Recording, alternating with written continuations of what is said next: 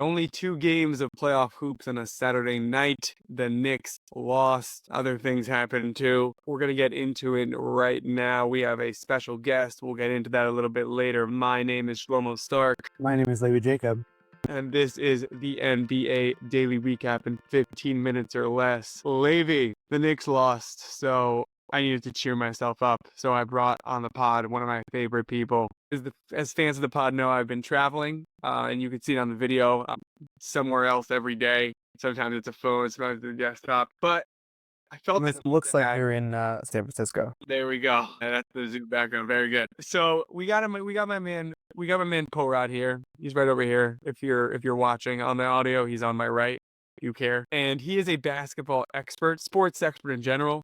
It was his bar mitzvah this past Sabbath, Shabbos for our Jews out there. And he's got a lot of thoughts on basketball, life in general. It's great to have him on the pod. So Porat, say hello. Amazing. Man, a few words. Let's get into it. Timberwolves beat the Warriors game of the day for sure, 102-97. The Warriors actually surprisingly kept it close, but Anthony Edwards was just too much, especially in the fourth quarter.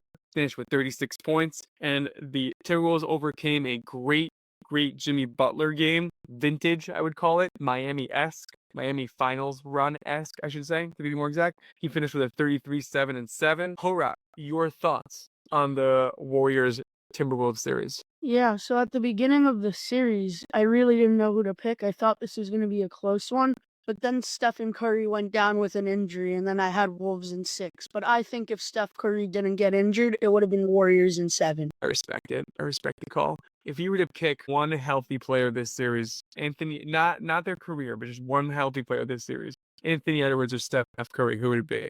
Anthony Edwards. Levi, what are your thoughts on that? You're a Steph guy. That's a strong pick. Listen, I would love to say that Anthony Edwards would have a better career than Steph Curry. I would love to see it happen. He is more successful than Steph Curry at the age at which he's at. I think that what was his first year with the Warriors when they really 2015 was the MVP season. 14 was the Mark Jackson era still. So I don't know if what you're asking. It's like, yeah, when was Mark Jackson? When did he have his first that fully was 12 the game against the Knicks. Remember that game in the Garden? He dropped 15. I was like, what is this guy doing? Right. So right now, Steph is 24. Steph was 24 at that time. Right now, Anthony Edwards is 23. So listen, that could be the trajectory of Anthony Edwards' career. He's had a very successful career so far. He could keep up with it, especially if he's shooting like Steph, like he is now, He's been great in the playoffs. He's just been phenomenal. We got to give props to Julius Randle, former Knick. I'm really missing him now as the Knicks. I'm going to get into the Knicks in a minute. But the Julius Randle was great. And this Timberwolves team, when they're going, is a very, very scary team. Yeah. They have a lot of athleticism and length and a lot of skill. So it really just at times feels like a barrage of things. And it's hard to get away from, especially if you don't have so many players to help you offensively, is the truth. Yeah, and I do want to give props to the Warriors because they kept it close. Kuminga had 30.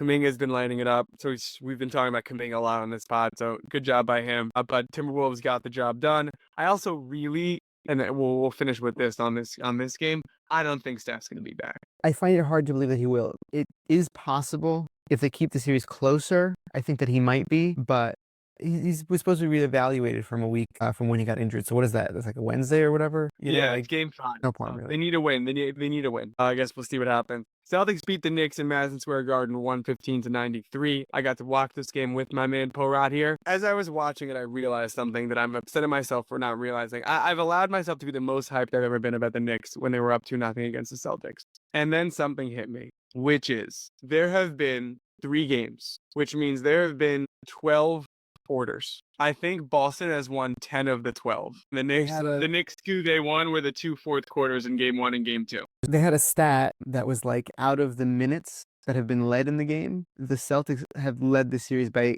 80 plus something minutes, and the Knicks have led in 12 plus something minutes. It was before this last game. Yeah, the Celtics have been completely dominating. I was mistaken on that stat because the Knicks won by 4 when nobody was trying in this game. From start to finish, the Celtics just weren't missing. Listen, you could chuck it down to the Celtics shot 50% from 3 and the Knicks shot 20% from 3. and that's really all it was. But it was more like Tatum was feeling it. Derek White was feeling it. What's that guy's name? Peyton Pritchard was feeling it. I hate Peyton Pritchard. Whatever. Yeah. Well, Porat. Let's go. I really think the Celtics would have won in like 4 or 5 if they were actually hitting their threes this series.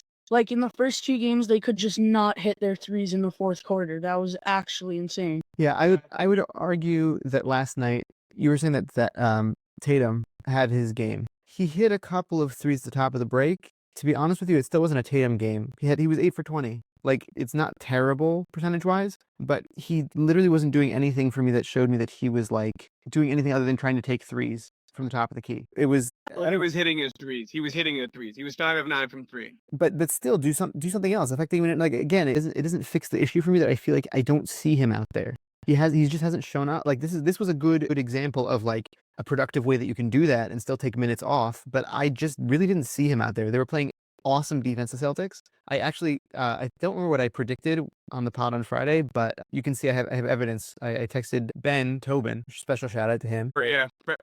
Close friend of the pod. And I was like, Ben, he's a big Celtics guy. I was like, Ben, Yeah, from Boston. I'm afraid you're going to have a lot to cheer for tonight. I just had a very strong feeling that the Celtics were just going to whoop the Knicks in this game. And it happened. It was upsetting to see. Yeah, I think we can't go back to Boston 2-2. I'm so nervous. Yeah, it's going to be really, really rough if that happens. And also, I think that Towns is like pretty heavily injured. And he plays up the dramatics at certain points. Injury didn't look good. It's his left, at least, but it doesn't look promising. Correct. This is the game that was the poor shooting game from the Knicks. Like all the other impact plays that they've had throughout the series were not able to produce as well this game. And on top of that, the Celtics had a much better shooting night, including Peyton Pritchard contributing. So, if this game is kind of like an outlier, I think that the Knicks have a chance, at least in the next game, to at least make it closer. But those minutes, though, where Precious and Mitchell Robinson were out there, they were dominating the glass. Like I was watching glass, but they were still losing by 20. The power of this Knicks team, there were Precious Achiuwa minutes where they were down 20, and you're looking at them and you're like, dang, like they look good, but they're down 20. But the rest of the minutes, they weren't doing much else either. Like nobody else was really contributing that much. So Correct. At least something. Like if the Celtics can't get boards, that's a way to get an advantage. But they just couldn't. They couldn't pull it together. Correct. All right, let's do predictions. Which is props to Denver for winning on Friday night, and props to Cleveland for getting it. I don't think we should talk about that game so much because it was just a while ago now. It's the one. Good job, Denver. Good job, Cleveland. Let's do predictions. Porat, we're gonna do predictions now. All right. So we have Denver OKC this Sunday, 3:30. OKC is favored by 6.5 points. Denver is up 2-1 in the series. Porat, you lead us. Who do you think is going to win tonight? Originally, I had the Thunder winning the championship, and I thought they were just going to, like, destroy. Like, I thought they were going to win this series in 4 or 5 games. But, like, now I'm questioning it, but I have Thunder by, like, 10 tonight. I like it. Yeah, I think it's the Thunder. I think that they just couldn't produce the same game last game they did 2 games ago. And I think that they're, like, really, if they want to stay in this series, they need to be able to win this one. I have Denver because and my logic is the Friday night game which they won in overtime, that was the bad Jokic game.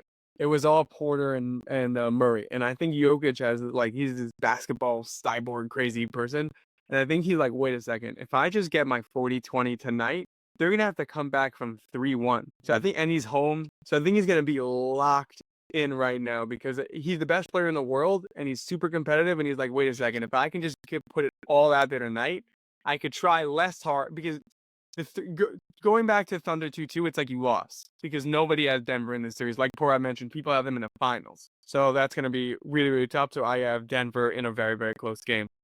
Cleveland, Indiana, Porat. Cleveland is up 2-1. They are favored by 5 in Indiana. They are down 2-1. Who do you have tonight? So, same thing on this side. I thought the Cavs were going to win in 4 or 5. Then the Pacers, they took the first 2. What was it? Mm-hmm, yeah, first 2. Yeah, but then Cavs won last night. Then I started thinking that the Pacers might take it. But then Friday night, Halliburton had 4 points. And not very good showing. I think he might bounce back a little, but not enough, so I have Cavs in this one. Yeah, like you're saying, this was the first game where they had all 3 of those players that were out back, being Garland, Mobley, and Hunter. You saw it from game 1. Without Garland there, they were missing a lot of 3-point shooting and playmaking in this game on Friday night. You saw everything moving differently. I think that Cleveland is the better team. I think it's quite obvious Cleveland's the better team. I think that they could actually win in 6, Cleveland. And the Pacers, I don't think Tyrese Halliburton's going to have 4 points again. They're playing great defense, though. It's going to be a more competitive game this game, but I think that Cleveland is definitely taking it. I love it. I also agree. We all have Cleveland. That was the NBA Daily Recap in 15 minutes less. I want to thank you, Levy, for co-hosting, for producing. I want to thank you, Porat, for coming on. It was great having Thank you. you. And I want to thank you for listening.